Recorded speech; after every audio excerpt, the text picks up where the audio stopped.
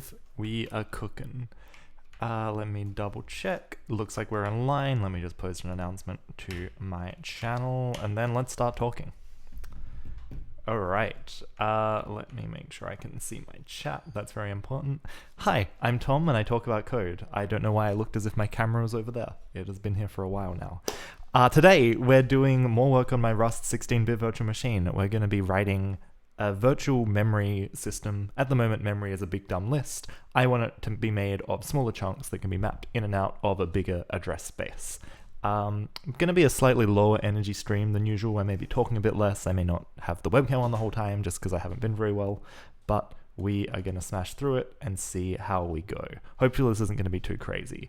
Let me just say a few quick words about what we will actually be doing in this stream and maybe draw a little picture. Actually, no, before that, let me show the very exciting thing that kind of shows off what we're actually doing here. So this is the repo for my virtual machine, which has just had something merged into it, but I've made an improved web harness for this. I need to change my scene so that you can actually see this. Okay, I've made an improved web harness for this. You can write a program.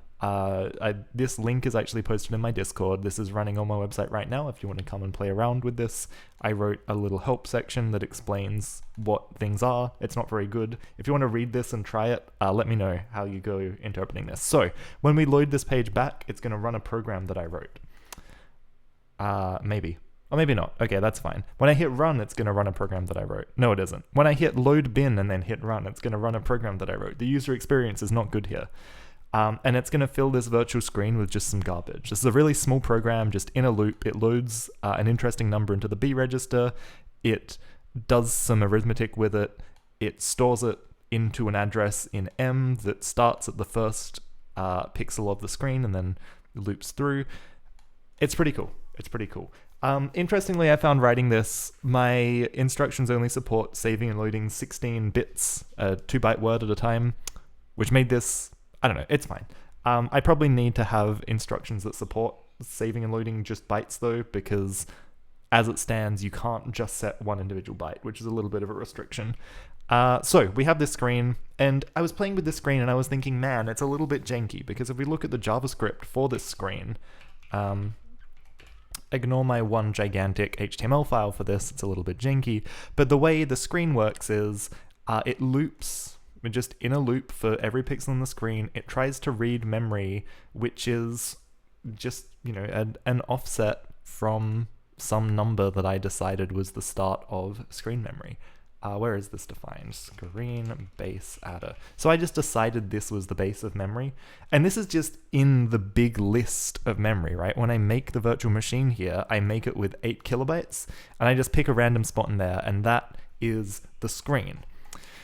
And this is okay, right? But we're going to quickly run into this problem where, well, how big do we make this array, right? How do we fit everything into one big dumb array? So let's head back over. I'm going to draw a picture for you.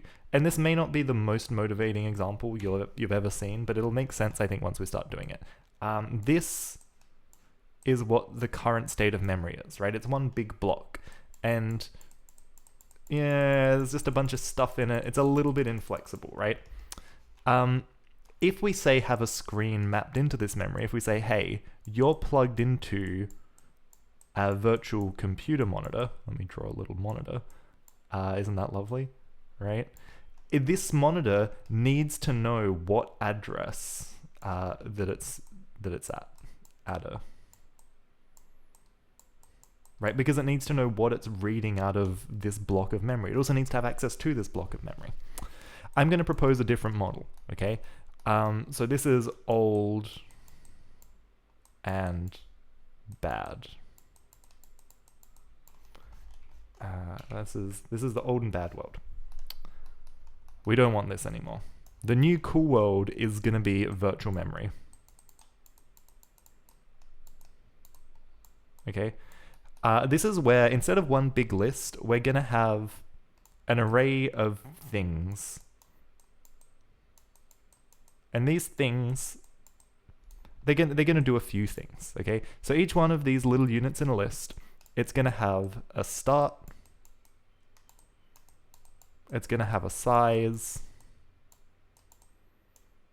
and it's going to have something that looks like this list of memory but might not be, okay, in some kind of tuple.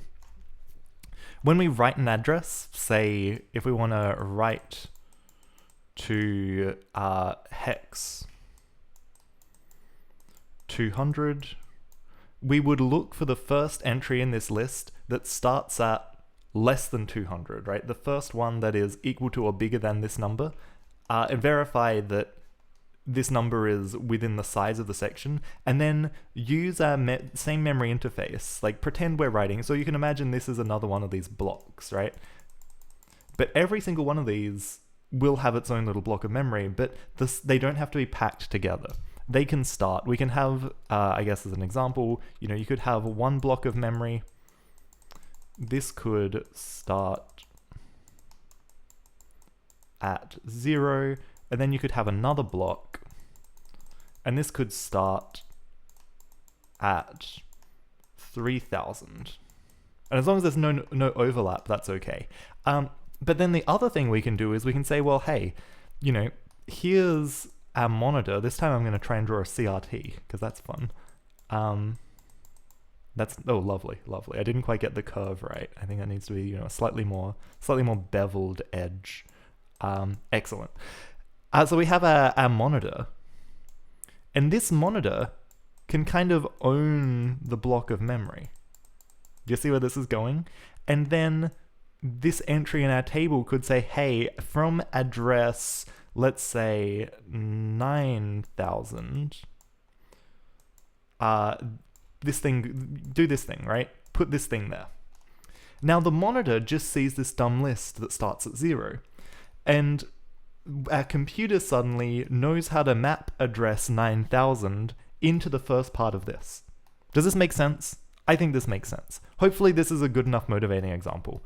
The other thing we can do, currently when we load a program into memory, we have to say, okay, copy it in from 0. But what if instead of that, we could load the file, right? We load it into, let me show, we load it into a vec u8 here. We have to copy this.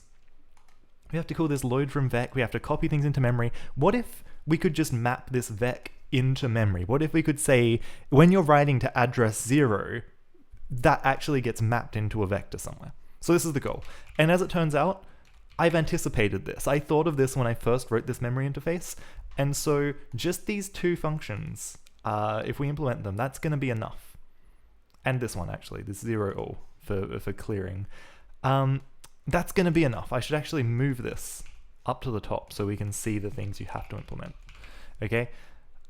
We're going to implement this on top of existing interfaces. And this is cool. It's one of these cool structures where we can layer these on top of each other. I forgot to change my scene again. I'm very sorry.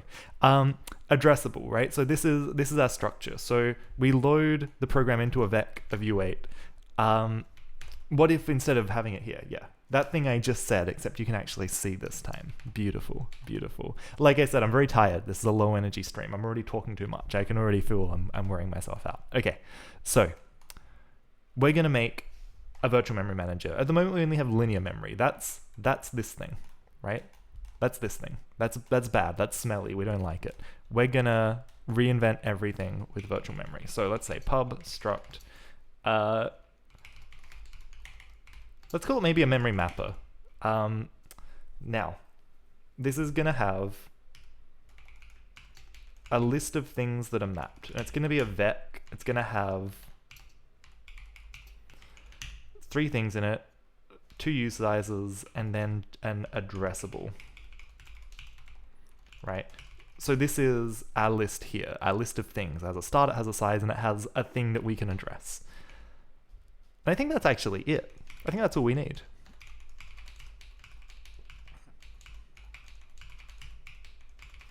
And I could add something else here, like maybe some kind of flags to say if it's readable, writable, whatever. We'll get there. That's something we could extend it with in the future. Remapper, new. And honestly, it's not a very complicated type to implement. Vec new. You'll have to excuse me making a bunch of typing errors. Like I said, I'm very tired. And this is just how it's going to be today. And then let's honestly just copy this as a starting point, because I don't like having to use my brain. Okay, so we just got to get rid of read. We got to get rid of write. We got to get rid of this. Oh, we need another function as well. We need a function map. Maybe we just even need to say map, which is going to have a start, a size, and a box addressable. I guess we're moving the thing, right? Now this should probably return a result, because this can fail. Because what happens, you know, all these things have a start and a size, right? And this picture I drew, we kind of had this world where nothing overlapped. But what if we try and map things into memory? You know, we have our list. You'll have to excuse my jerky mouse. It is a wireless. It is struggling. We have our list of things we're mapping. So we have our first list. But what if we then have another list that starts before the other one ends? What if we map two things over each other? And we can quietly let this continue, but it's probably better to say that it's a failure at some point.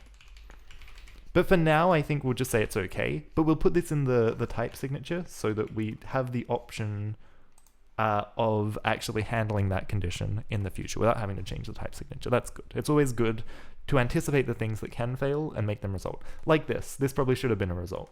That's okay. You learn your lesson. Okay. Okay, so map. And we're just going to do the simple thing here. We're going to do the simplest thing. I'm not going to do any sorting. You know, if you want to be really clever, you could sort this by the start address, and then when you search for where things are mapped, you could do a binary search, but we don't need to do that.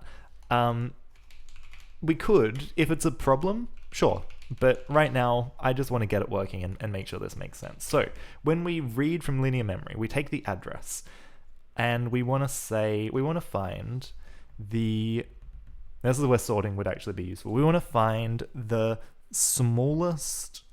we want to find the entry with the biggest start that is less than address. So for start size A in... So for all the things we've mapped, if start less than adder,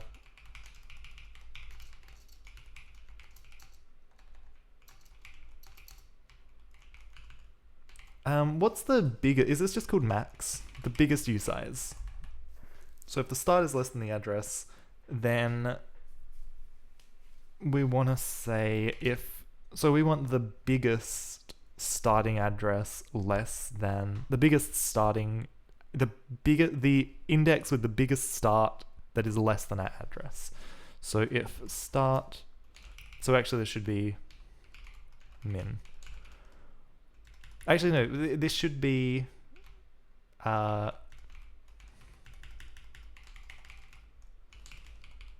just use an option. I have the tools at my disposal.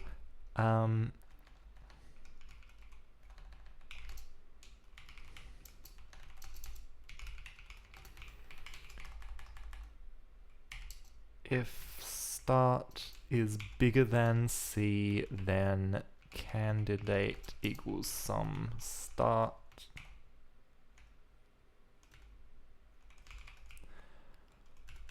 Except we need to store the addressable as well, don't we?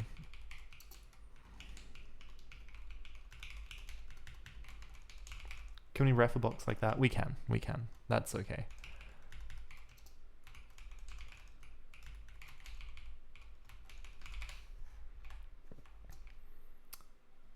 I guess I could also do this as like a hash map. No. That's tempting. That's okay. Sorting these is a much better idea. Maybe I really should bite the bullet and do that. That's okay. We'll borrow it. else.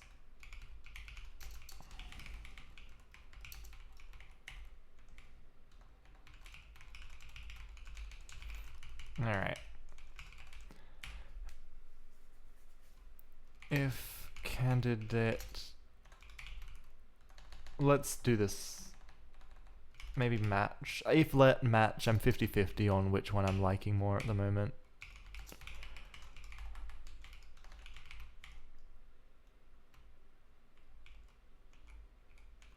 I need the start. I need the size as well. What am I doing?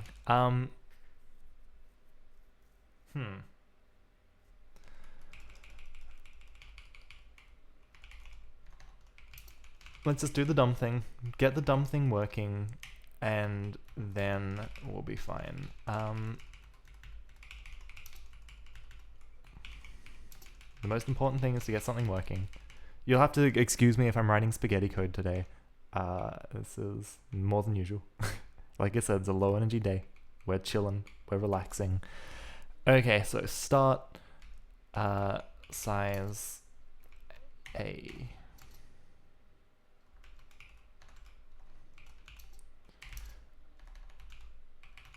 So we get the address offset, I guess. Address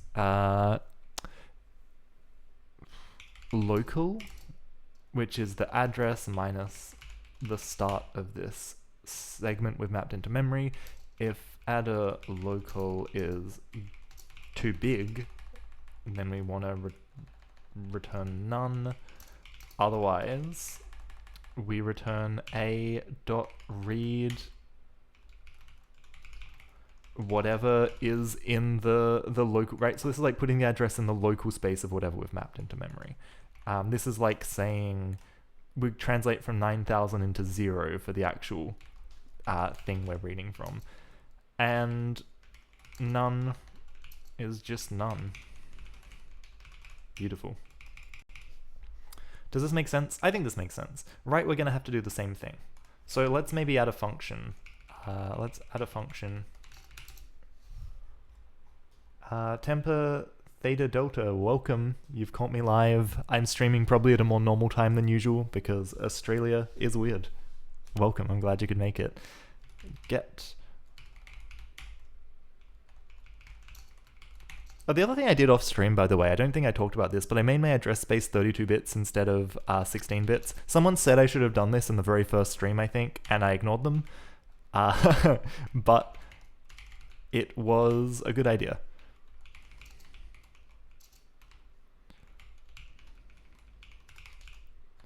Can I ref a box like this? That should be okay, right? That should be fine. However, now there's a problem here because, okay, let's just keep writing for now, but I'm gonna have to change this in a second. We're gonna copy all of this wonderful code that I really shouldn't have to write. I should do a better thing first, but we're gonna do this first. We're gonna do this. And we're gonna find a candidate. Now we don't have to do this when we read and write. We can just say match self get, what did I call it? Get mapped.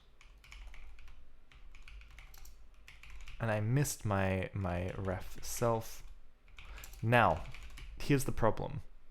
Because I'm about to do the same thing for write, except write, we need to get a mutable reference to the addressable, right? So this actually isn't going to cut it. This is not going to cut it. Let me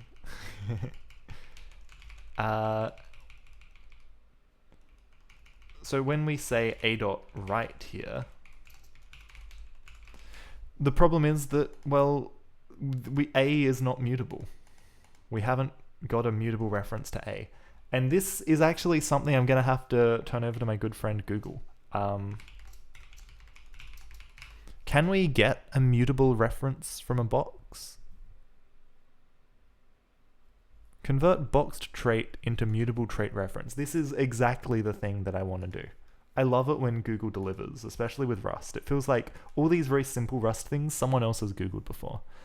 Okay, so trouble and don't dispatch. I want to convert box my trait to a mute. Yes, yes, this is exactly what I want. Borrow mart. Dropped here while still worried.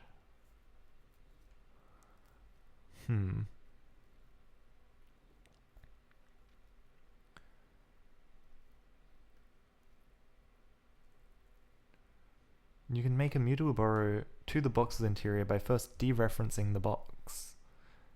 That sounds scary. Mute. Dereferencing the box. Does that move the box?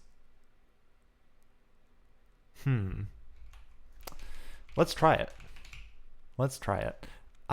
Let's say we give back... Can we just give back a mutable ref... No, we can't do that, can we? Can we? We can't just give back a mute... No, we can, because it's a reference, right? Can we do that? Hessa, welcome. You've got a Sunday morning programming session. I'm having a Sunday afternoon programming session. Oh, Sunday evening even. It's like 8 p.m. Yeah, holy crap. Okay. Okay. So what am I actually giving back here? Let's do the tried and tested thing and just panic if we try and write. And say that this is just okay, but we didn't actually do anything. And see what happens when we try and build it. Now, if we go into our bin VM, I think...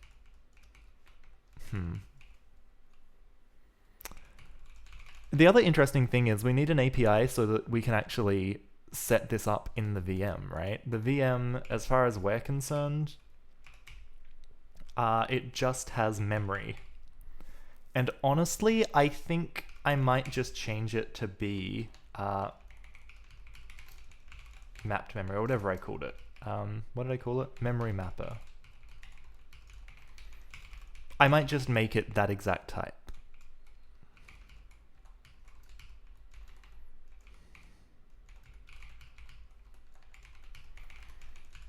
Cool. Cool.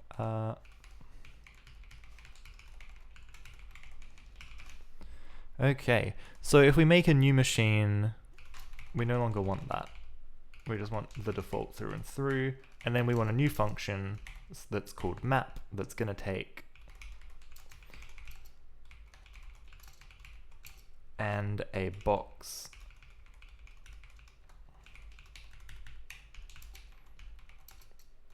So we're going to do the same thing. We're going to do the same thing. Just a transparent pass-through self. Dot map start size a. Just something that passes through to the underlying type so we don't have to understand how it works. Okay, cool. Is that okay? This is also missing a mut self.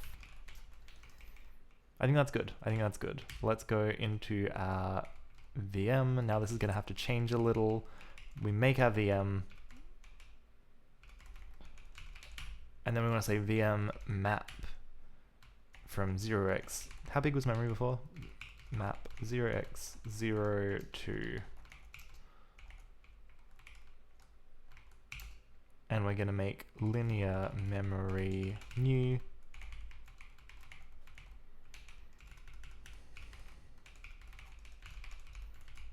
Cool. Linear memory. Excellent. So now let's see what happens when we make it. It will probably yell at me for something. Closing delimiter missing. That's a good one. That's a really good one. Okay, here we go.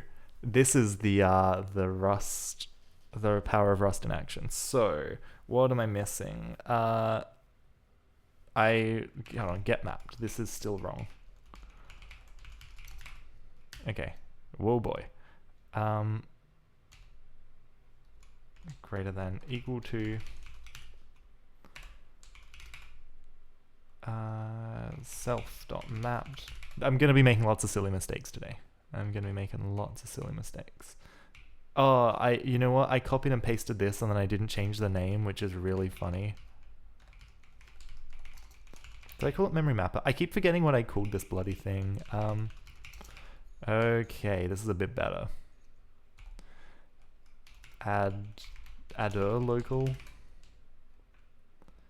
If start is less than adder, adder's a U32. So let's just convert this into a U size, I guess. The lint is probably going to get angry at me for cannot subtract U size from U32. So where'd I go? Now in this case, this read eventually needs to operate in a U32, so we're actually just gonna cast that one. And then of course, and that's greater than size.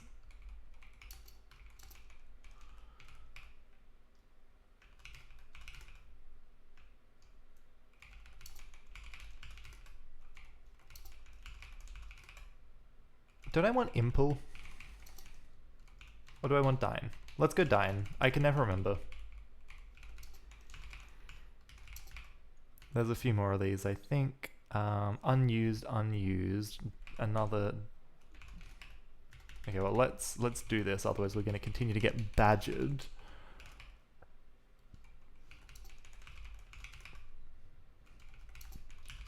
Cool. If anyone is wondering, has made it this far, and is wondering what's going on, I don't really know Rust. Okay, so self-mapped moved due to this implicit call. Self-mapped has type. Type does not implement the copy trait. Okay. Yeah, I want this to be a ref. That's a really useful error. That's an extremely useful error. Expected U size, found U size. Yeah. Is there a way that I can say here that I just want these? Well, I guess I can't dereference them all, right, because of A.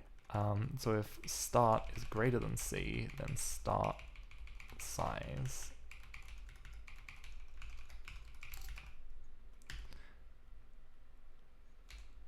Okay, now I'm gonna find out if I actually lib.rs exposed. I don't.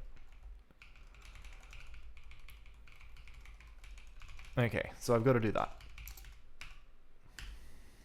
Nice. Oh, I expected a box got linear memory. That is all good. Memory load from vec not found in memory mapper. Because that's the that's annoying. Because it's the type and not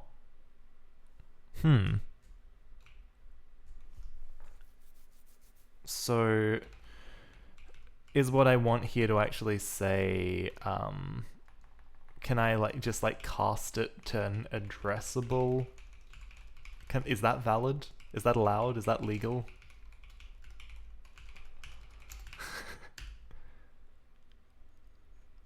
Yeah, no, okay, that doesn't work. That doesn't work. There's got to be a way, though, that I can call a method from a trait that's... Or is it just that I actually need to import addressable? Yeah, that was it. Okay. Perfect.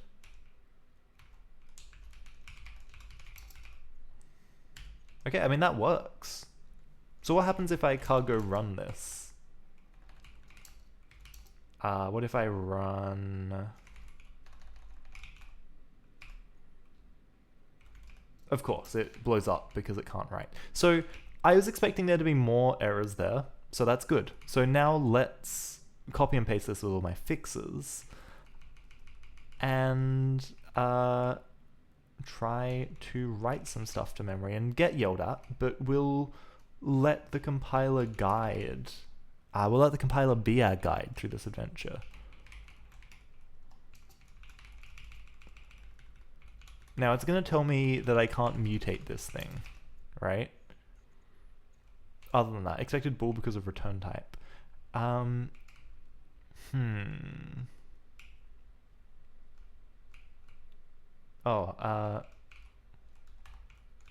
False, apparently. False. I need to fix that. Okay, now.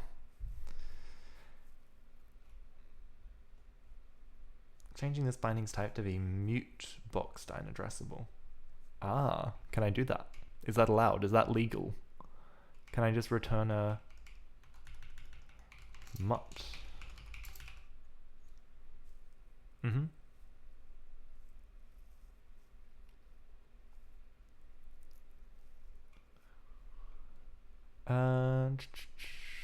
Okay.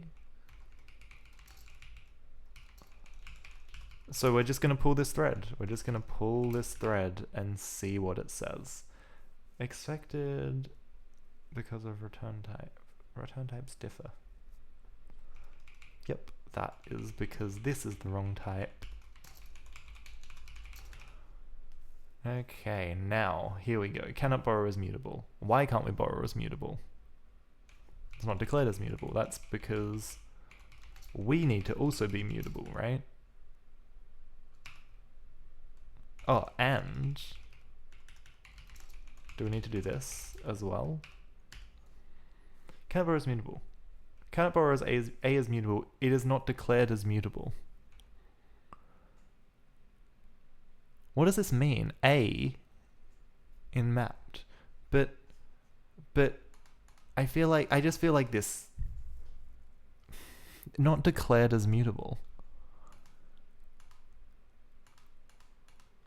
But if the field's mutable, okay. Now this is not the error I expected.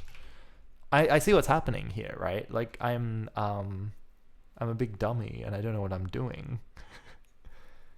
Data cannot be borrowed as now.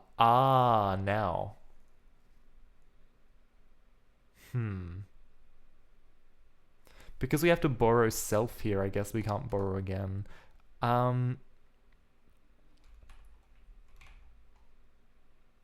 Can we use RC here? Can we use what's the other one? What are the other see, this is getting into a bit of a box stack heap. Okay, so what are the types? What are the types? We've got box.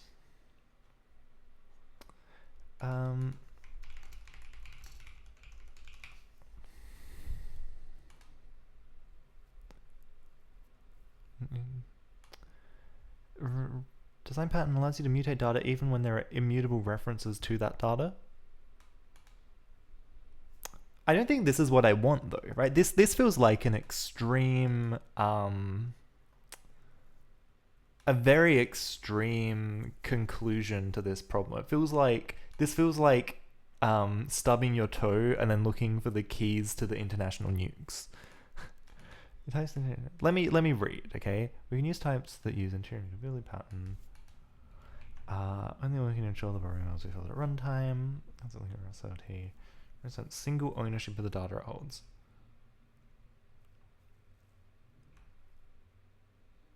Single ownership of the data it holds. That is correct because the memory mapper is the single owner. And like we're in this triangle, right? We call read, we get the mapped thing, we do something with it, and then we're done with it. We don't hold on to it after that. It gets dropped with the end of this block. So RC feels like it solves the wrong problem. RefCell also feels like it solves the wrong problem, but at least there's only one owner of the data.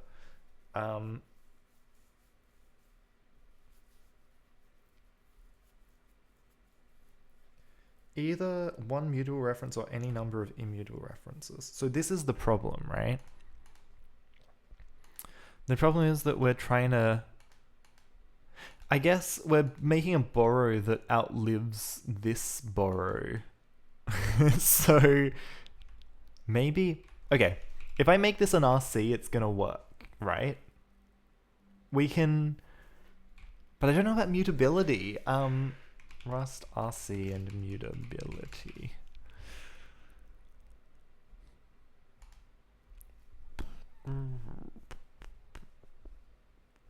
Many CIDs shown reps don't allow direct mutation.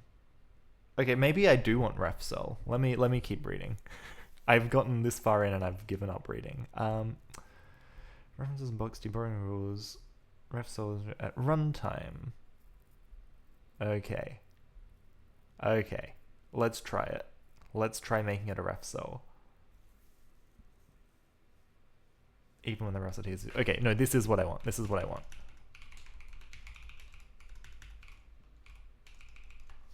Do I need to import ref cell?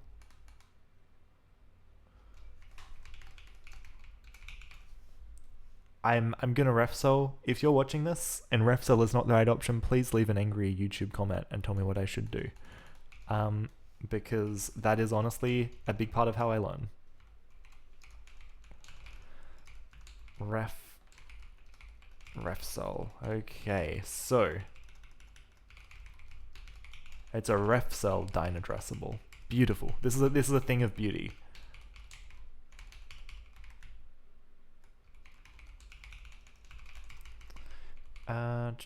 Ref cell dynaddressable. Okay, and now we're again gonna have a ref cell of dynaddressable. Can we? How do we copy it? How do we into inner? Can we clone it? Panics with the value is currently mutably borrowed. Good. Okay, yes. Excellent. This is what we want. So we clone it into here, right? We give it back. We say, cool, this is your ref cell now. Do something cool with it. So then when we're in here, when we read, we don't care, but in A, oh boy, in A, well, so here we probably say, where are we? Else, dot try borrow read. And what does try borrow return? It returns a result with a ref or a borrow error. So we're just gonna unwrap. Okay, I don't give a shit. I'm just unwrapping. We're being a bit reckless. Try borrow mut. Okay, so now when I do this, there's gonna be an error because, well, there's gonna be a few errors.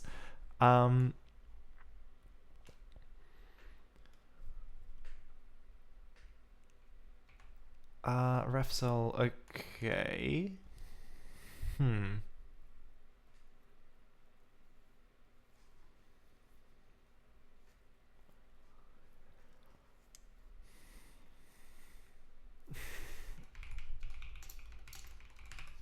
Can I not use why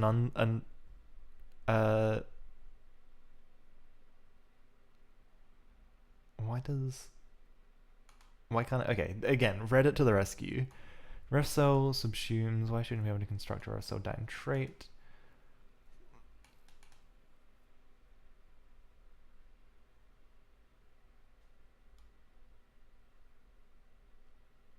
Actual value T.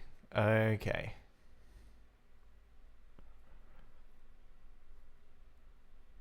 So I need a ref cell box.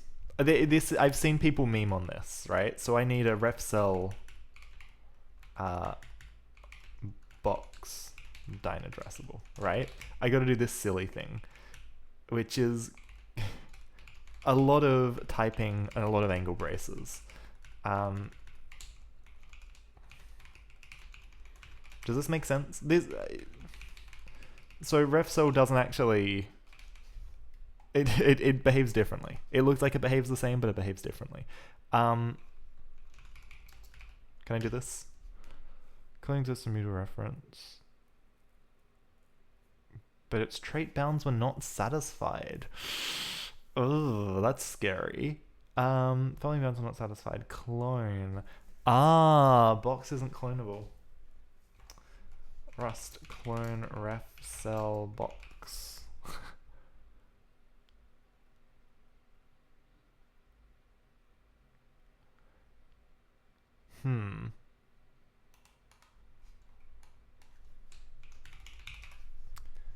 How do I... How do I... So, but surely this is a common pattern, right? You wanna... How do I... How do I do this? What's going on? Do I have to return... Can I just return literally a reference of a ref cell? Is that okay? Does this have the same... Like, I don't have to move... I don't have to make a copy of the whole ref cell. I just have to be able to... Can I just do this? A is borrowed here, returns... Yeah, no, that doesn't work.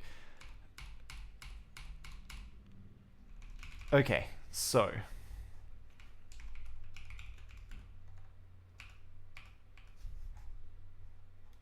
that I can't read because it's on medium.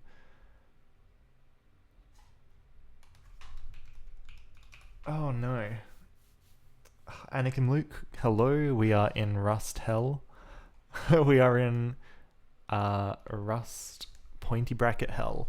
I can't clone a box. Of course I can't clone a box, right? Boxes, that goes against the whole contract of the box. But I thought being a ref cell would let me sidestep that. I thought that was the point of the ref cell.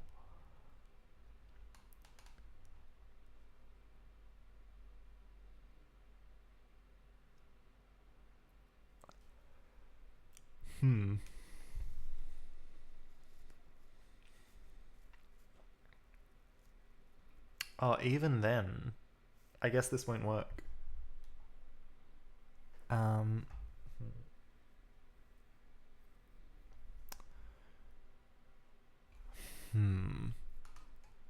I don't know if this will work, because if cloning borrows the ref cell...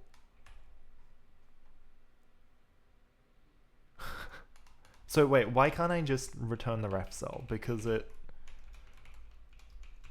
Okay, but I can't return this because it's somewhere in my brain. Oh my gosh. Why? I've forgotten.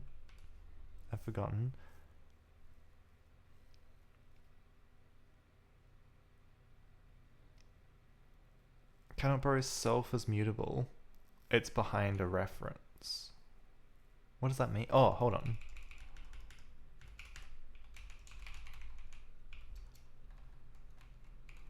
This is the same problem. Aha. No? Okay, that's a little better. Cannot borrow self as mutable as it's behind memory 88. Self.getMapped, the data it refers to, is a reference. The data it refers to cannot be borrowed as mutable. So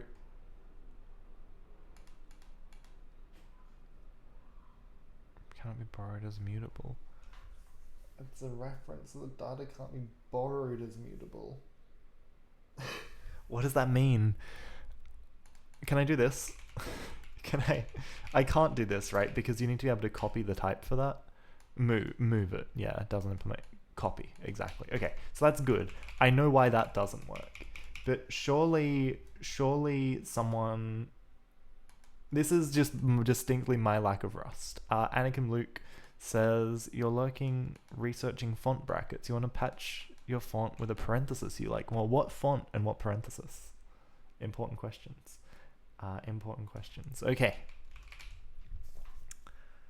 Oh my gosh. So what about this? What if I fix this, right? What happens? Because the problem with iterating over mapped when it wasn't a reference was the box.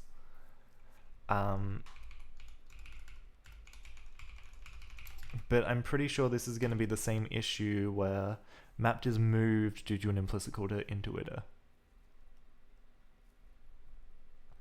Cannot borrow self as mutable as it is behind a reference. Self as a reference, the data it refers to. 88. So this is interesting as well, because this implies that even if I fix this... Oh,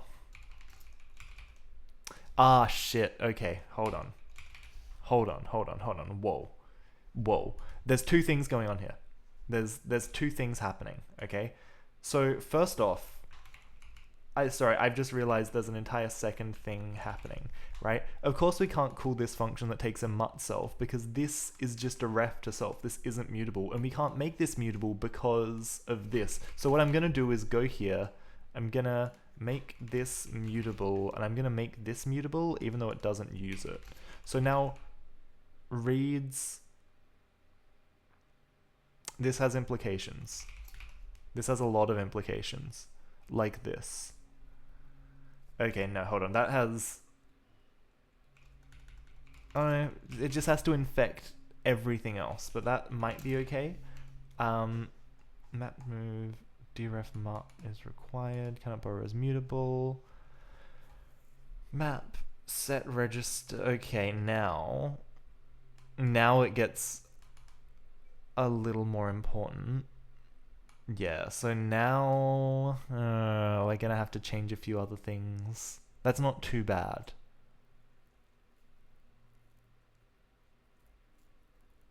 Yeah, that's not too bad because we're reading integers out. Like we can just copy them, we can clone them. We don't have to worry about this too much. So that's actually okay. What was the actual error here? Self-mapped move implicit. Okay, so in self.mapped. Now we need to do this stuff again because I'm very silly.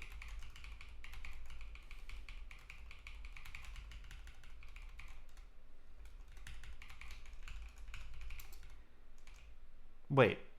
Wait.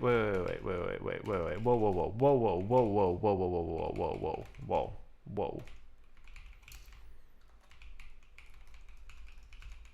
See, this is why you shouldn't code when you're this freaking tired. I'm just gonna like delete all of this, right? If let's, I'm gonna change this and then I'm gonna explain it because it's very, very silly. It's very, very silly. Some start.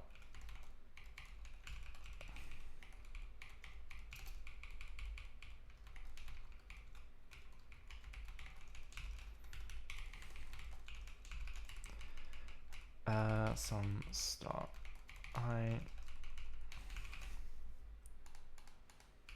I'm just gonna do it and then explain it because I've been really silly.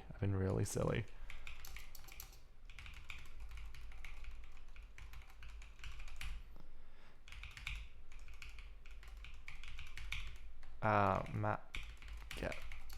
Did you see what I just did? Rather than trying to return data, I returned an index to the data in the vec, and now I don't have to worry about any of this nonsense. I don't have to worry about any of this nonsense. So match. So this is all good. Now we have this. Now we just do this. It's easy. Now it's baby mode. Now we don't have to worry about anything. It all just happens. Okay, so there's some issues. Enumerate is not an iterator. That's interesting. Is that because I put a ref there? Yes. As type usize expected found option.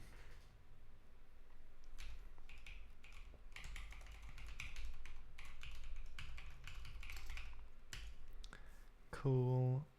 If the float runs 0 times, candidate is not initialized. There's a better way to do this as well. There are many better ways to do this. Method not a field. What's the field called? Sorry. Mapped.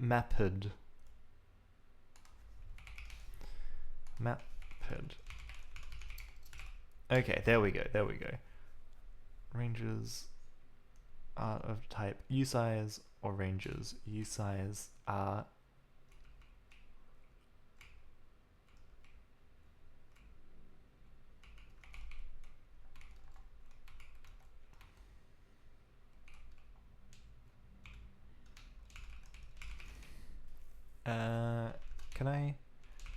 Can you question mark an option? Let's find out. Let's find out. You're using Comic Mono. I'm sorry. Is that the font? Is that the monospace version of Comic Sans? That feels like you are asking to get banned from my chat for using Comic Sans as a coding font. No, look, if you're like dyslexic or whatever, it has merit.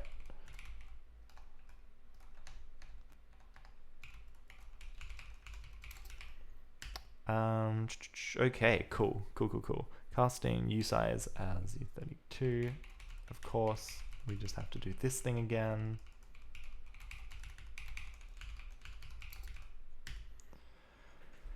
Okay, cannot borrow data and dereference of ref as mutable, because now this is read is mutable as well. Cool, that's fine. This function should return a result or option to accept T. Yes.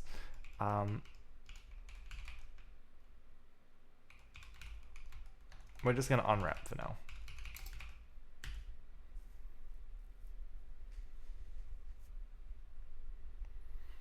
VM.rs. Okay, now, actually,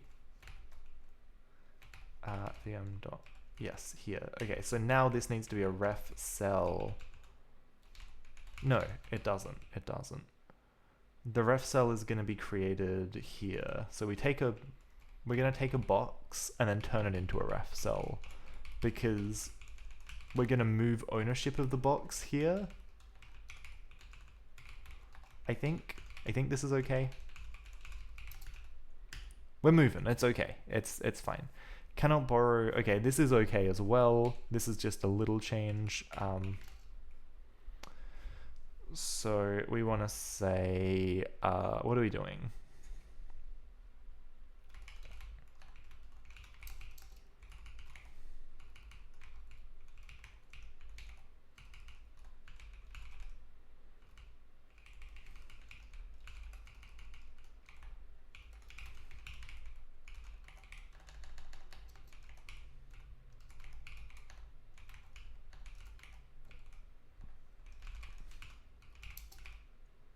Cool, let's run something now. Okay, so we're getting closer, right? We're getting closer. We have unwrapped on a none value, and that's okay. Was that 103? Yeah, cool. So, if let some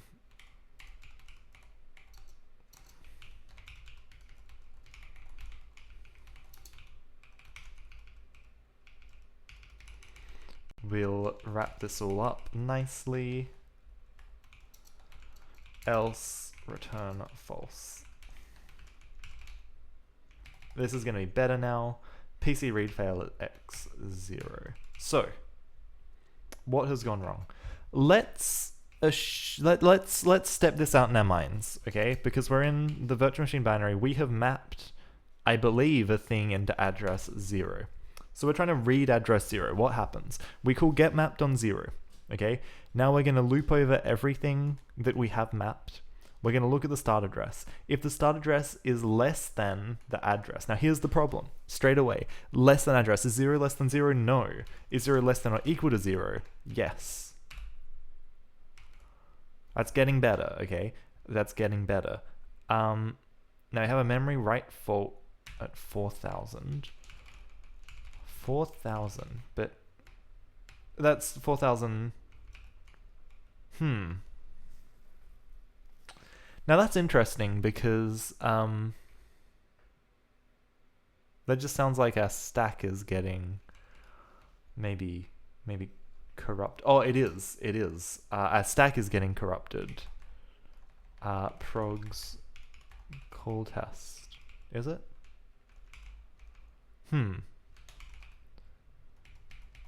Let's just assemble. I think I'm running an older version of this program. Have I shown off on stream the ability to do this and just chain this directly together? Weird. Fault at 1,000. Now that's better, right? That's a little better. because we know that we have that much memory, I think. 4096. What's 4 times 1024?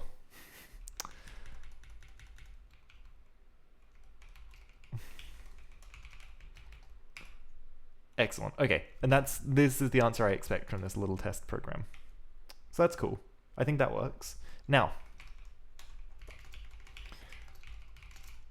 let's commit all of that, and let's say VM uses virtual memory mapper. Literally a Stack Overflow, you're correct. Does that mean my stack, which way does, I mean, it was literally the last address in memory, right? Which should actually be valid. Anyway, we'll think about it.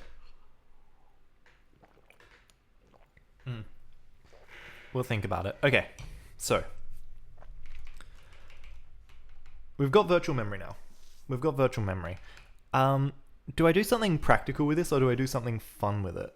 I don't know if my stack grows upwards. It was trying to read the first address in the stack, right? That was stack 0. My stack should grow down. It subtracts when I push, I'm pretty sure. Let's double check that. Nah, it grows up for some reason. That's weird. Why'd I do this? It's fine, whatever. It doesn't really matter. It does. I should probably fix this. Okay, that's weird. You know, you read your own code and you're just like, what? That's one of those moments. Okay, so that's good. It's good to know. So now we can really, as long as something implements addressable, it can do anything.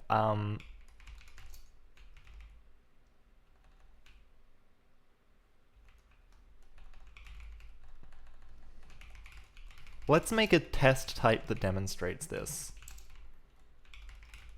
We're gonna make a dummy type. And we're just gonna, every time we read or write to this thing, we're just gonna print a message. So impl addressable, let's go into memory and grab these 3 beautiful functions that we need to implement.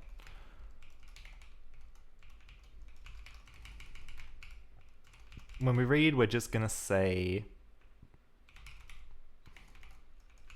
you get 0. When you write, we're gonna println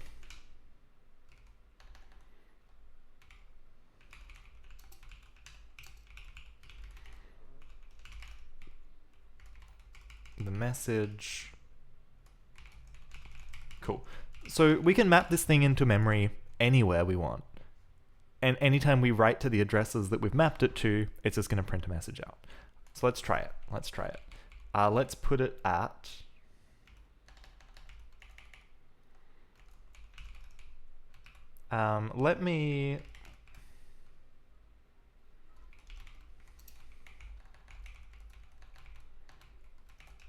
so this goes to 1400. That's not very high. Let's map something in at, let's map it in at 4000.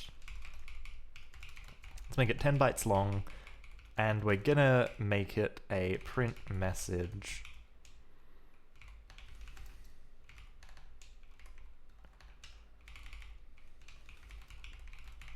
I'm just gonna print some crap to the screen. That's kind of cool.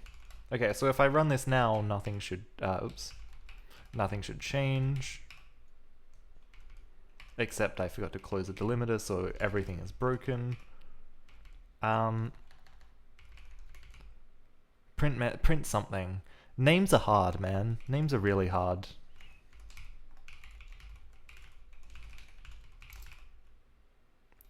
Yep. That looks good. Cool, okay, so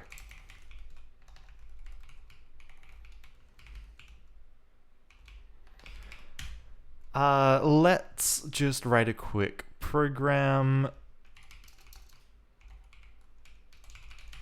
I don't know, I'm just gonna put some garbage in A. And then I'm going to, we need to end our program eventually.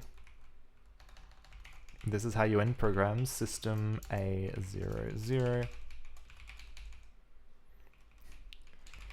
Yeah, this is the best quote anyone's ever said. Is this, there are only two hard things in computer science: cache invalidation, naming things, and off by one errors. Who said this? Is it Knuth? It's someone like that, right? I can never remember who to attribute that quote to, but it's a very good quote. So let's load an address. Now, we can't just load the address 4000, I don't think.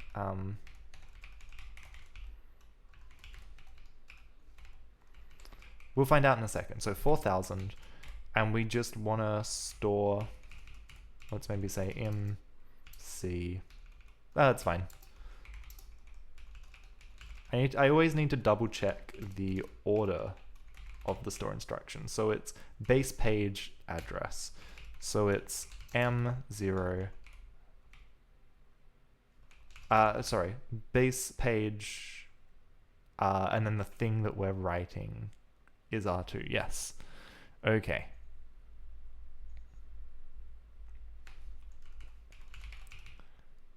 Which is fine, we just write 0, that's okay. So when I compile this, it should actually yell at me.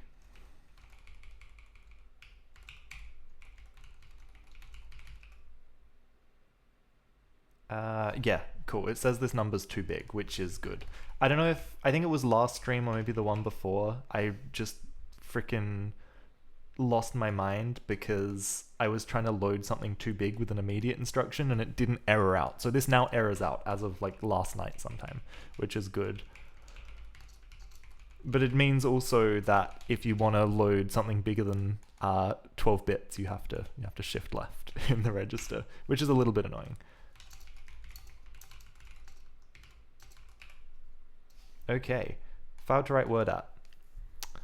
Now, this is good. This is good. I like this. I like this. This is the kind of thing we want to go wrong. So when we store here, we fail to write the word because we can't get anything. Now, this is another place where having any kind of meaningful errors as we went through, like if these returned results and I could stack up error messages so like I could say exactly what went wrong, that would be lovely. That'd be really great. But that's not the world we live in. Should I do that? Should I do that right now? Should I make these all options? Oh, there's going to be so many places in the code that break if I do that. I just don't want to do it. I really don't want to do it. Okay, I'm going to do the dumb thing instead, and I'm going to say...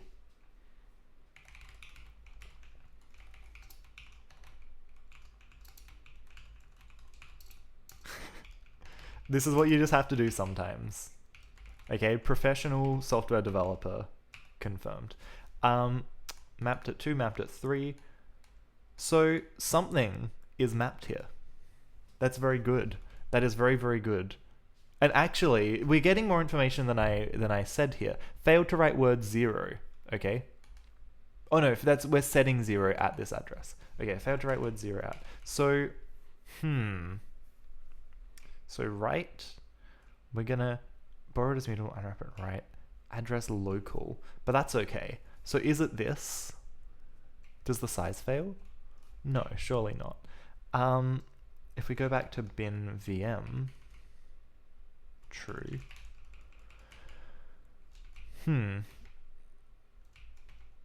Okay, well, let's try and load from it. Let's do this. That's okay. And that succeeds just fine. So there's something about write that is different. And it's not this. It must be in memory. Add a local is add a minus start. Don't get I.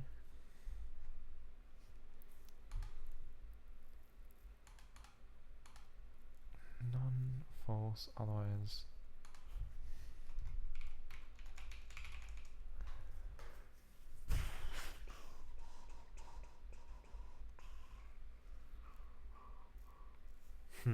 This is very tense. I feel like there's a lot of pressure here.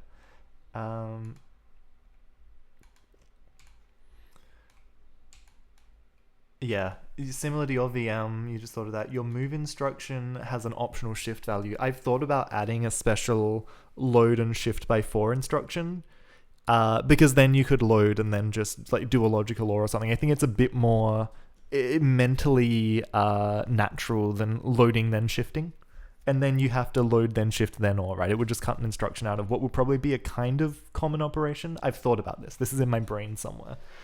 But it's not necessary for the function of the machine. I'm going to be careful because I only have 32 instructions I can add, right? It's a small instruction space. So I'm just a little cautious. I've only got 17 so far. I have room for something really cool, but it's not going to leave a lot of other room if I do it. So I need to be a little bit careful. I need to be a little bit careful. Why is this blowing up? What's going on? I'm going to do more print debugging because I like being silly.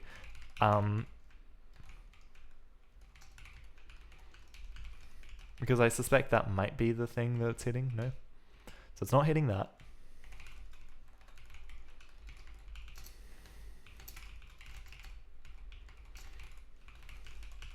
Don't do debug printing like this.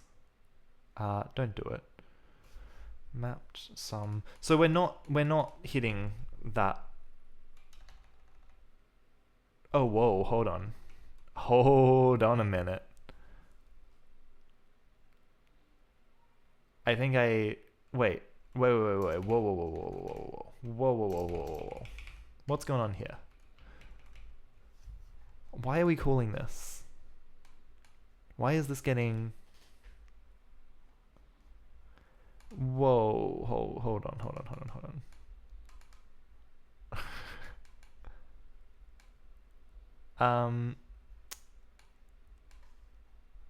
Okay. So we're getting address 0, and then we're calling into... Why are we reading address 0? This has to be when we're copying the program in, right?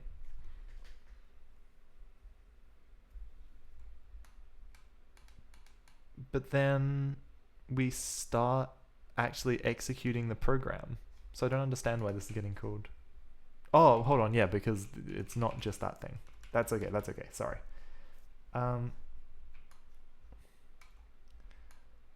What is a class in general in term of programming, because it says it's an object? What is the context? No, none of this in my chat. Get it out of here. What is a class in general? This is a nebulous question with a lot of different answers that depends on the context. Is this talking about like Java or something, or I guess there's a simple answer, but I'm not one for simple answers to big questions. But you know, questions always welcome. I love talking about object-oriented programming. It's my favorite thing. Okay, sorry. So I forgot. This is where I should put this silly debug printing line is the place that it's not hitting. I guess on the failure branches is good.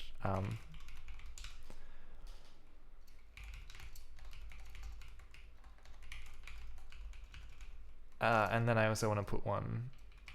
Is this better than just biting the bullet and maybe.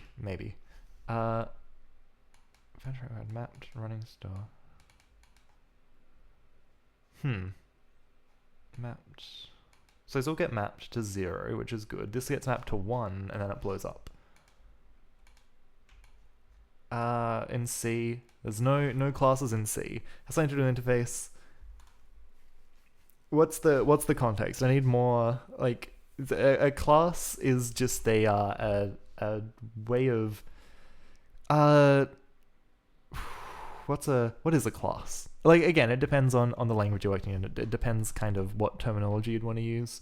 But yeah, you know, when you're doing object-oriented programming, a class is the thing that defines the stuff that makes up an object. Something to do with C#. Yeah. So in C#, you know, C# is very Java-like. I've not written a lot of C#, but everything in C# pretty much, I think, is an object. Can you have freestanding functions in C#, or is everything a method? Is it like Java? I have written a little bit of C#, but not for a while. But yeah, you know, you like when you're writing programs, like the fundamental structure of your program is really gonna be in defining classes. Classes are going to have the methods that and the functions that actually perform the logic of your whole program, right? I guess this is a big question and a hard question to answer in general, because especially when you're talking about C#, right, it just is your program, right? The classes you define, the stuff that goes in them. You wanna be reaching. I think Microsoft has some really good beginner C# docs that goes into like how to write code. They seem okay. They seem okay to me. Not that I've looked at them for a while. I don't know what the canonical C# learning resources are these days. Okay, mapped. So weirdly, okay, I'm gonna bite the bullet and I'm gonna just fix my frickin' return types. I'm gonna do it. Here I go. We're gonna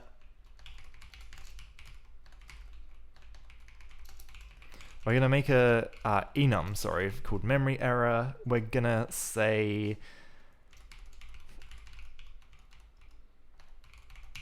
what are the different things that can go wrong when we're reading memory? We can have out of bounds. We can have, let's just start with out of bounds for now.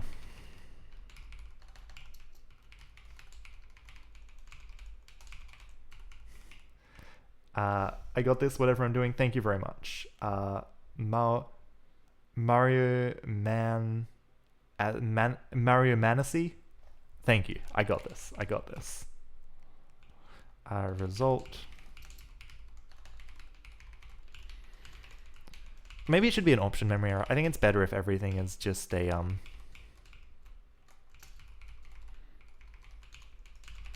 everything just returns the same stuff.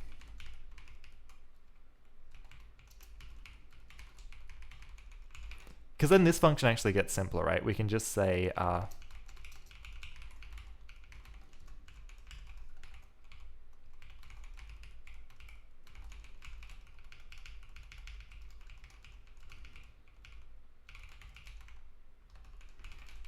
we can do this. We can just do this.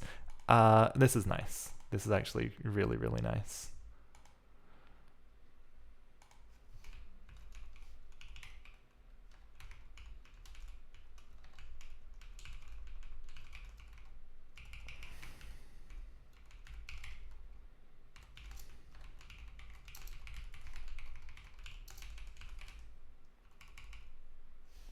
Oh, Fuster, welcome. How's it going? My Vim skills are better than my Quake skills, that's for sure. Strahl, welcome. I've got the Quake boys in. What's going on, guys? How's it going? How am I liking Rust? Rust is really cool. We've got to have a big brain, but it's really cool. But yeah, I'm low key streaming today. Okay, it's a chill day. I'm just doing some real menial stuff.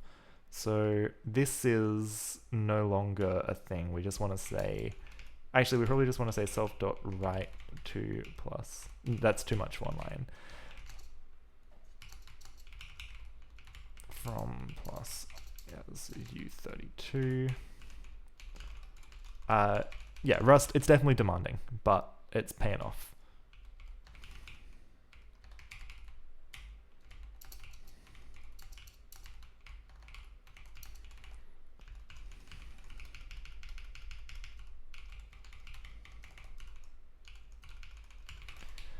Doing this kind of refactor is really good. Using result for stuff is good.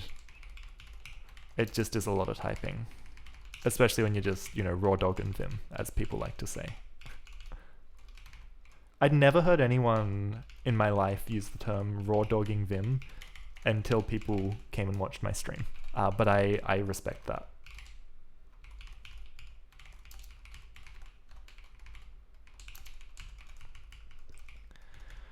All right.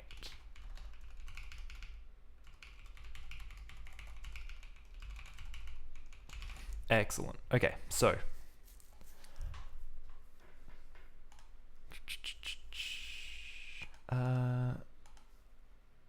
now we just need to fix this stuff.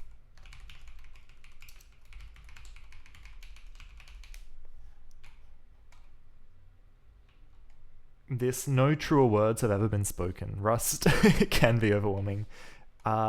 You should have been here 30 minutes ago when I was messing around with refcell and box and trying to work out the ownership of things. Lifetimes are hard, but you know, it gives you a lot in return. You have to ask what you're getting back for it.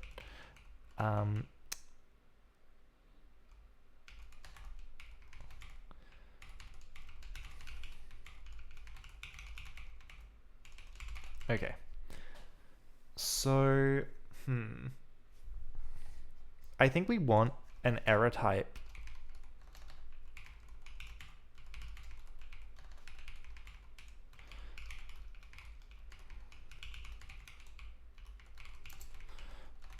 We want an error type for when we're doing this translation so we can wrap it. So for example, when we read, this is...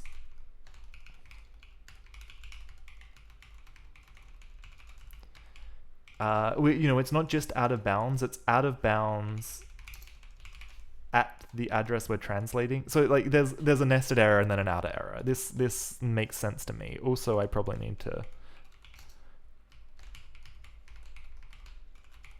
I'm just going to do this. I don't want to type memory error everywhere. Let's do the same thing here.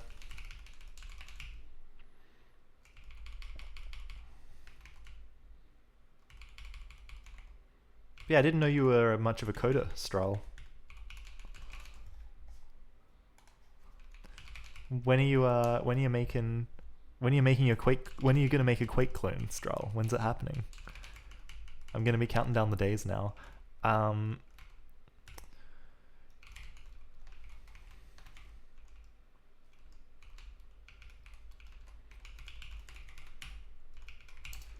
Address translation. Oh, Fuster, thank you for following as well. Wonderful, wonderful. It's so weird when Quake people come and watch me write code. I don't know. Just feels weird. Okay, so what is this error? This error is no map. No map. No map. We're just gonna call it no map. And actually, this isn't a translation. Well, this is a translation error, but we're just gonna call it no map because there's no local error to enrich us with. Here we have this we calculate a local error, but that's not, it doesn't exist out in this context. And this,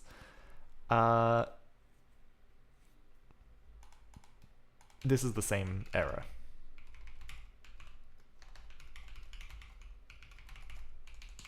Cool. Okay, excellent.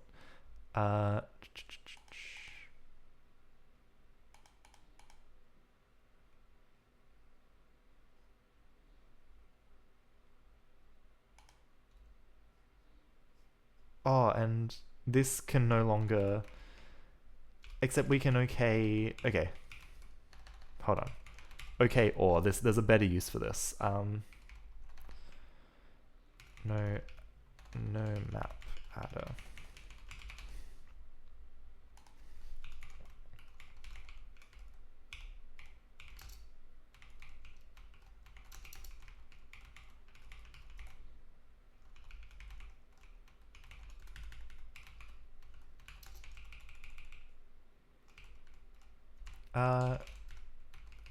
There's no thing here. This gets a little question mark. Okay, here we go. This is feeling a bit nicer. And then you just trim everything that has the wrong indentation. Beautiful. That's way better. That's way better.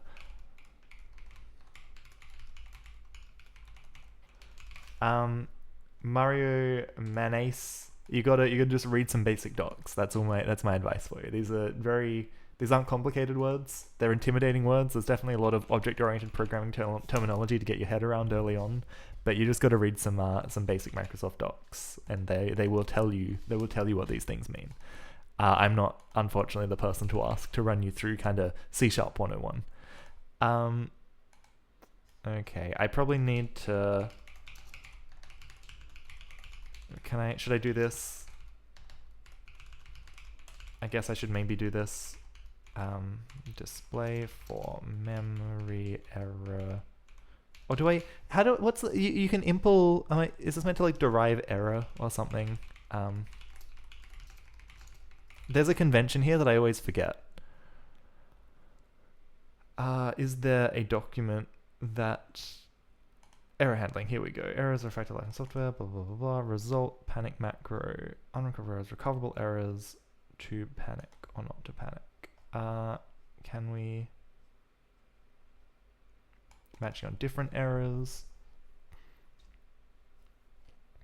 shortcuts, propagating errors, question mark.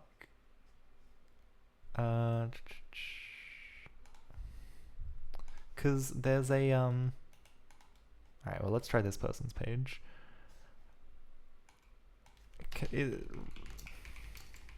Is there a thing you're meant to do? Is there a type? Maybe there isn't. Maybe I'm crazy. Error type design. Blah, blah, blah. It's just any number. Okay, screw it.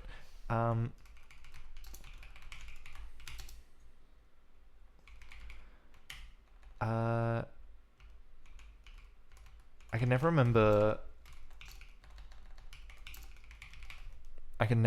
the, no, hold on, what am I doing? Impl derive, impl display.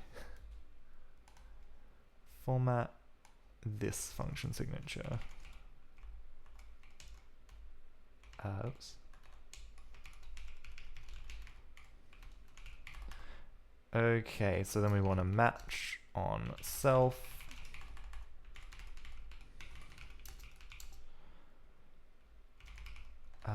Right F. You think I do derive error? I'll try that in a sec. I'll compile and run it. Like, there's no, you don't lose anything by not deriving it. I've got other error types that don't, but I saw somewhere, I did something, because I've been playing with Bevy. I've been doing a little bit of game stuff while I've been unwell.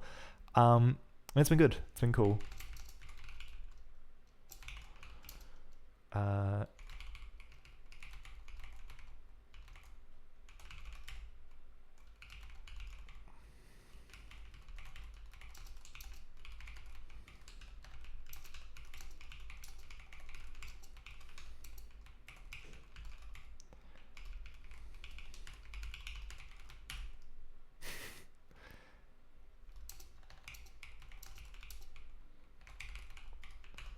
F.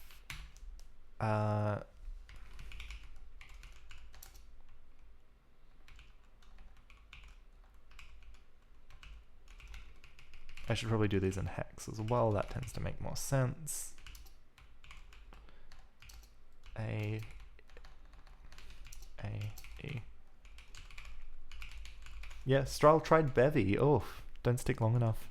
Man, Bevy's cool. Bevy's really cool. It's hard. It's a very different way of thinking, but it's cool. Okay. So this is gonna, well, once I finish result,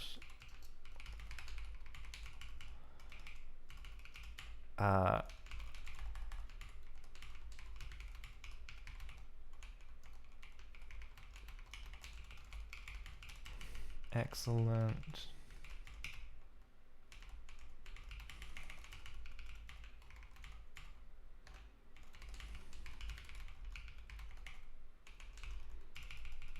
And so result.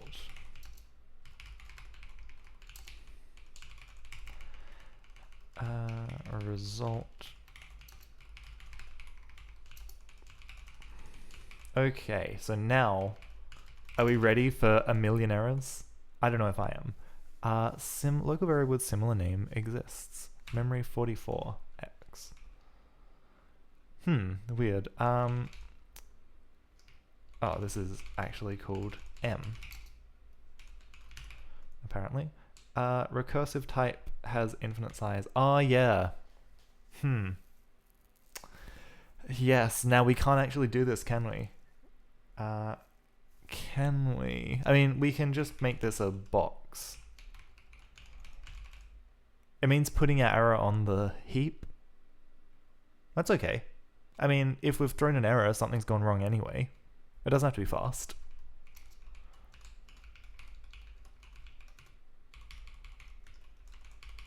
Screw it, let's just do it.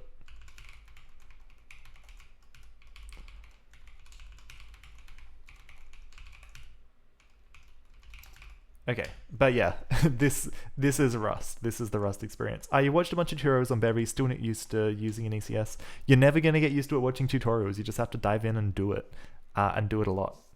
Expected bracket found U8. Yes, that's because I am a dummy. And that should be that. Okay, what's next? Zero all has incomplete type for trait. That's because it should be a result.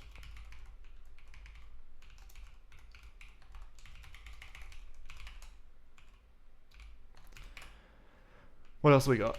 What else we got? Mismatch type. Right. That should be... What's wrong with this? Mismatch type. Out of range. Out of range, not found in the scope. Why is it not found in the scope? Out of range. Out of bounds. That's very silly.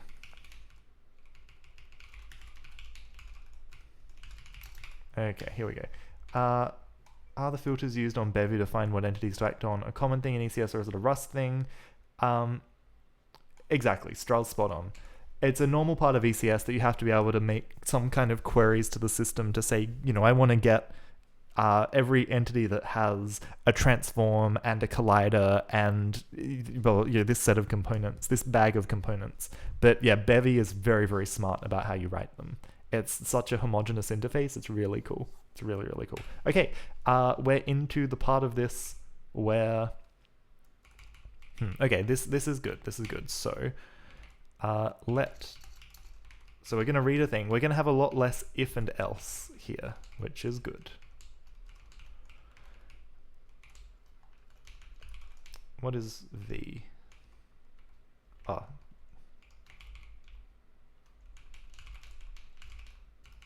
We'll do this. Read to.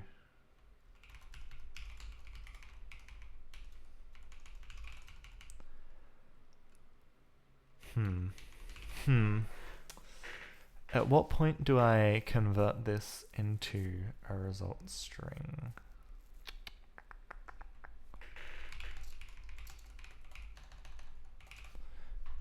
I swear SDIO, no. STD error, what's this? The error trait, right? What? Debug and display. Yeah, okay. Okay.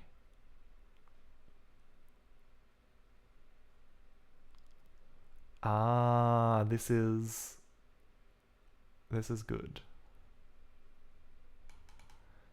Error. Okay. So what if I say and just return it direct, right? Well, this is going to yell at me for a couple of things.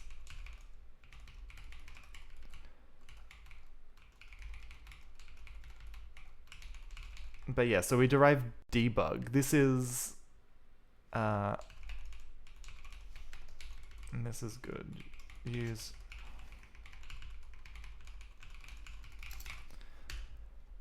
this is good. Size.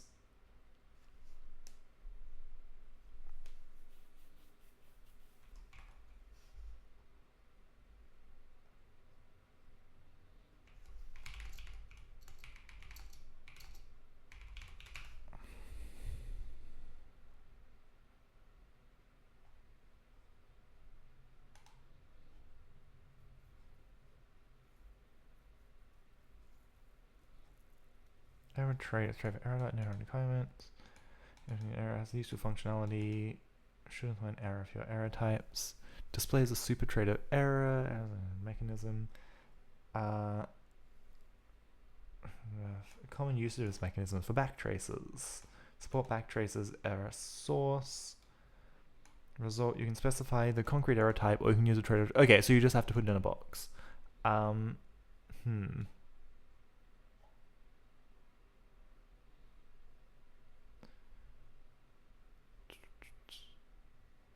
You just have to put it on the stack. That's not worth it. That's not worth it right now. You know what?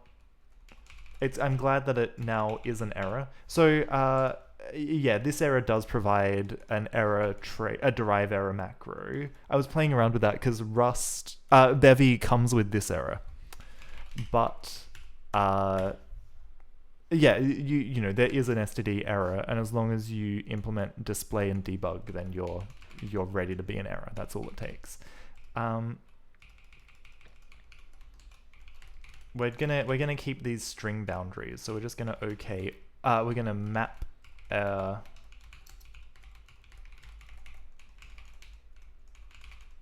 think we can toString. I think we can toString anything that implements display. Set register. Sorry. Set register. The question mark can only be applied to type. It cannot be applied to type bracket. Set register. Yeah, weird. Where did I do that?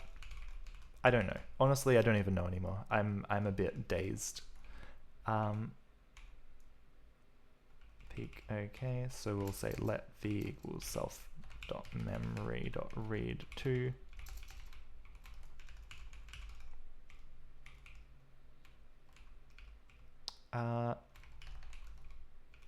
Actually, we just have to do this. This is kind of bad because it just kicks another problem about result error types to further down the road. I think I just had a spider land on me, but it's gone. Man. But, yeah. Okay, so we'll say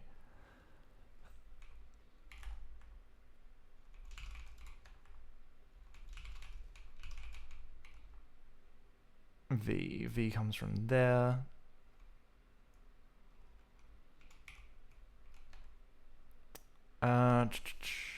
Do I just set found and lost a bug? I'm finding losing bugs all the time in IRL and in my computer. Let's do this. Let's just do it in this order, because then we can say map error. We can just do this, less if and else. Okay, or so now this is just a map and again it's just x to string.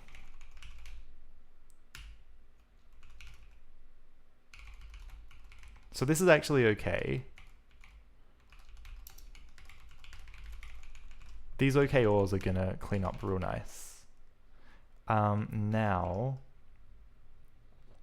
this is better. Self.memory.write2.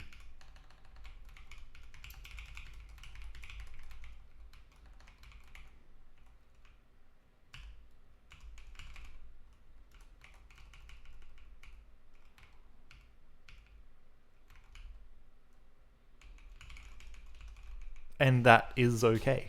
That just is okay. That's all we need. That has the right type. It has the right shape. Read to map error.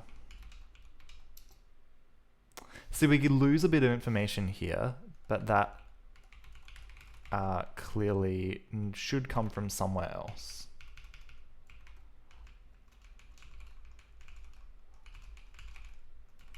We have another, so basically any OKR here. Oh, actually no, that is a valid OKR. Okay, these are cleaning up really, really nicely. Sorry, what was the problem here? Match arms have incompatible types. Yeah, because I need to map error. Man, how are you guys finding the Rust error return signature, the Rust result return signature? What am I doing?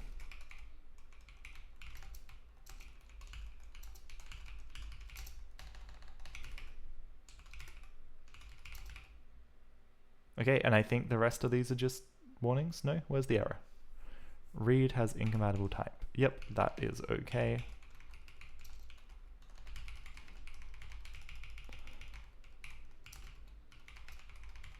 We just need to import memory error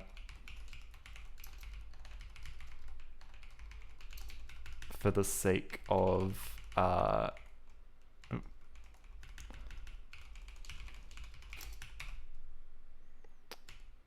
the sake of this U8. Sorry. Expected result U8 because of return. Oh yeah, of course. Sorry. This needs to be, I didn't change the return types. Okay. Okay.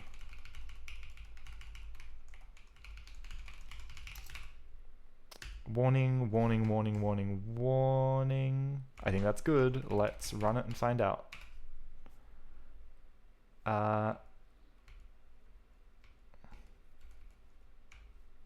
Maybe? What happened here? What's going on here? Shift left, mapped at...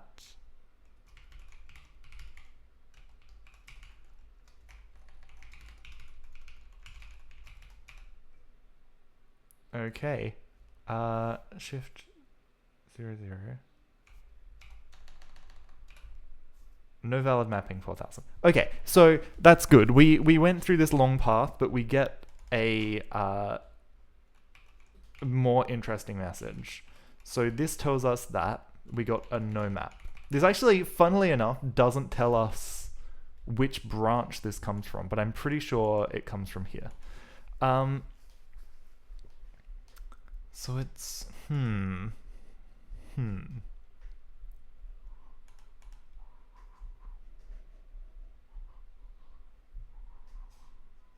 Well, I guess there's a difference, right, between no map, let's say no map, let's say invalid map. Right, because invalid map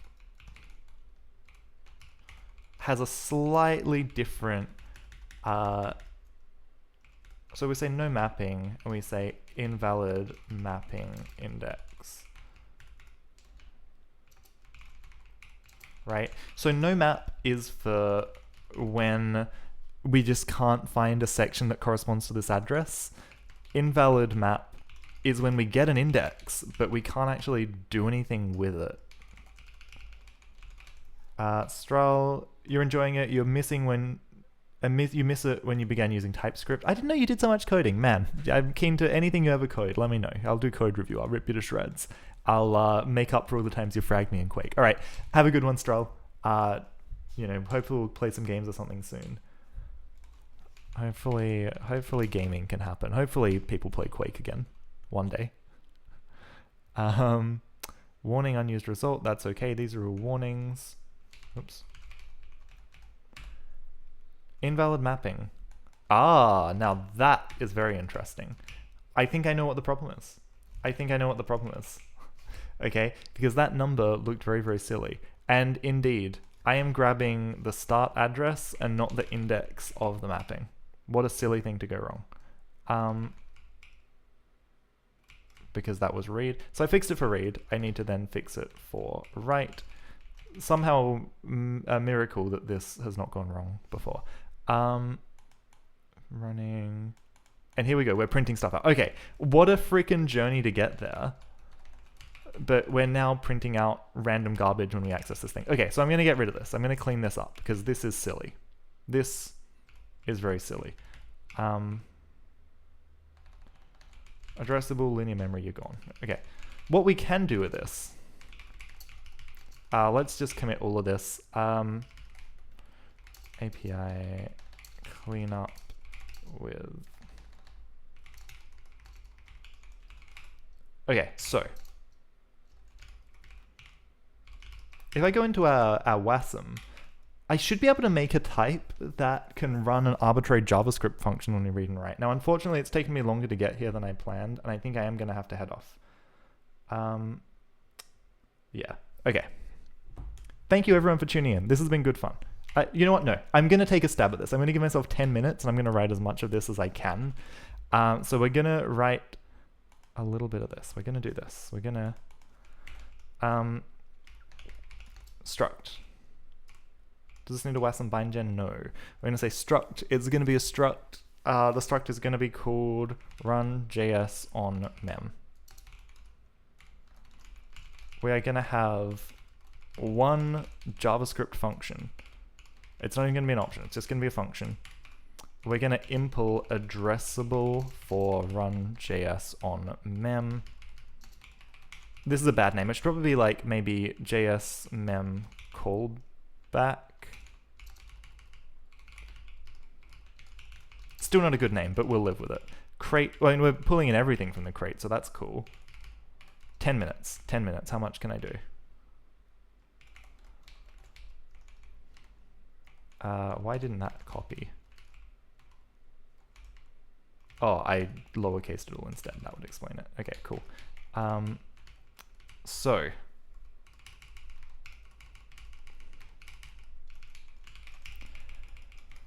when we read, we want to say self.onMem. I think it's call1. Yeah. Oh, we need to make a context. That's fun as well. And then we pass it the address.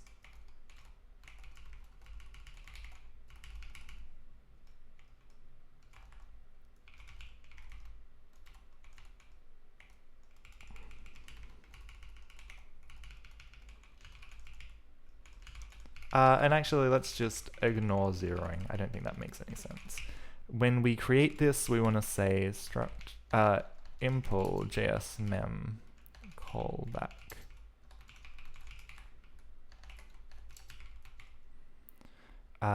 We're going to take a JavaScript function, which is a JSSys function. We're going to give back a self.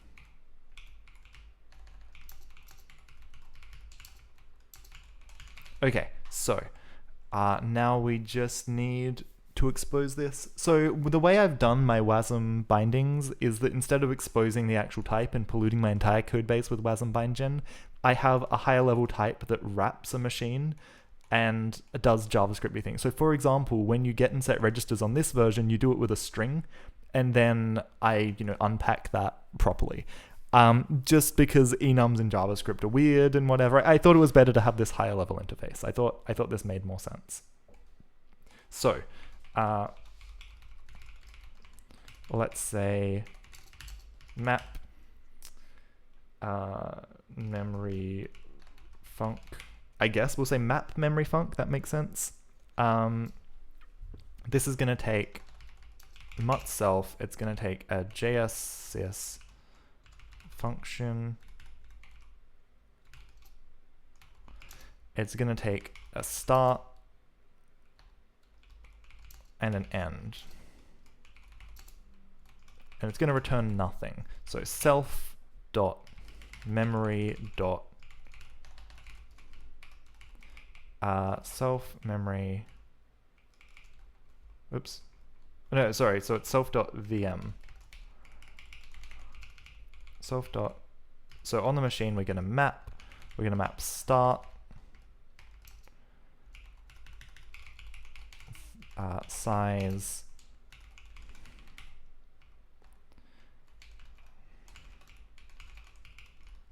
And it's called JS mem callback. JS mem callback new func.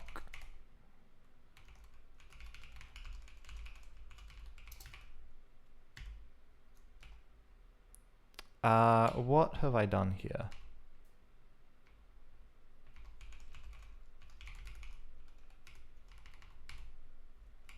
I killed too much of that code. That's really funny.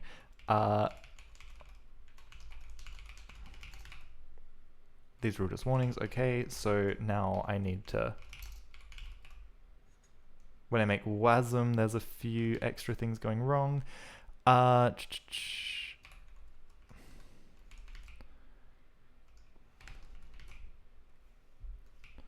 What is happening? Where's my tick?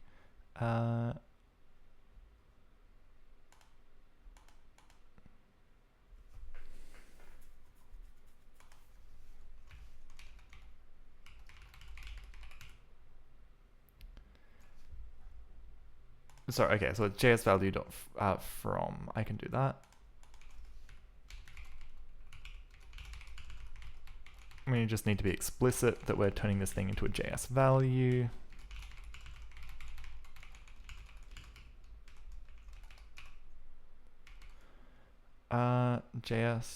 JS value.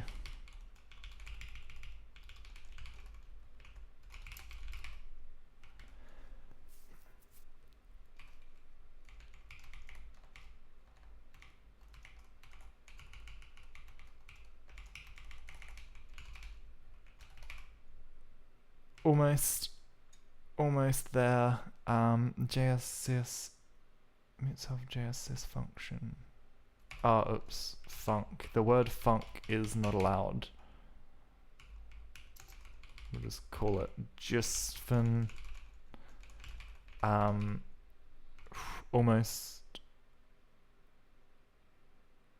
Oh, yep. There were too many colons, so I missed the thing. Almost.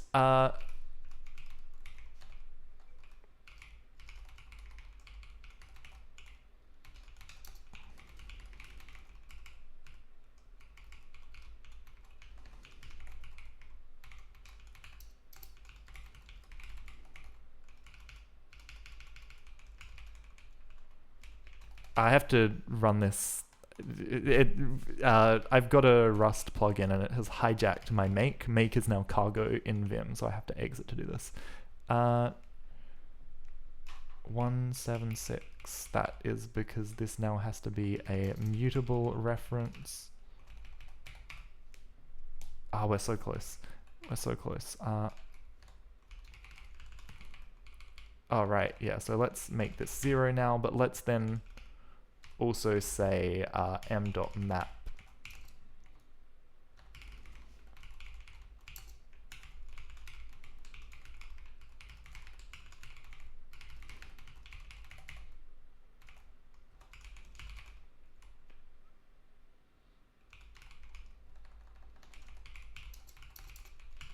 We'll just ignore the result.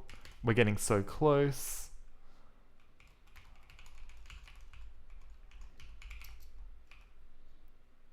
Okay, that works. So now if I come over to my local version of this,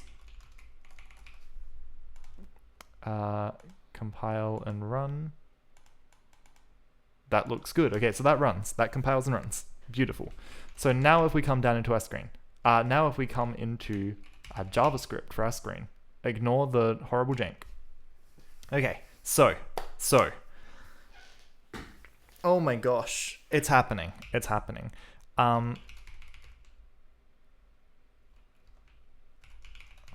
Screen base adder, I'm gonna kill this, okay? And I'm gonna say const screen equals array. Is it uint8 array? It's gonna be 40 by 40, right? 40 by 40, one. Wait, how many pixels? It's, what am I saying? It's 16 bits per pixel. So it's, wait, is it? No, sorry, it's 4 bits per pixel. So it's this divided by 2. That's what I mean. That's what I'm thinking.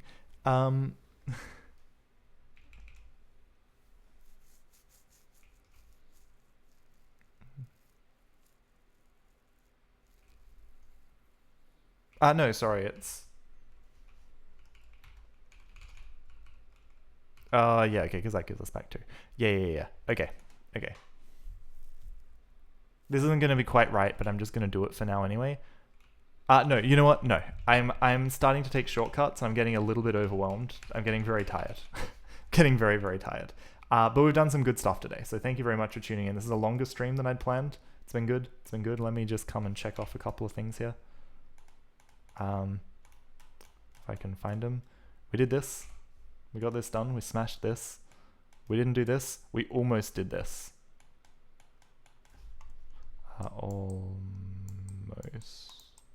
And then we didn't do this. Okay, but that's good. That was the result. We did something. So thanks everyone for tuning in. It's been a good one. Like I said, a bit lower energy than usual.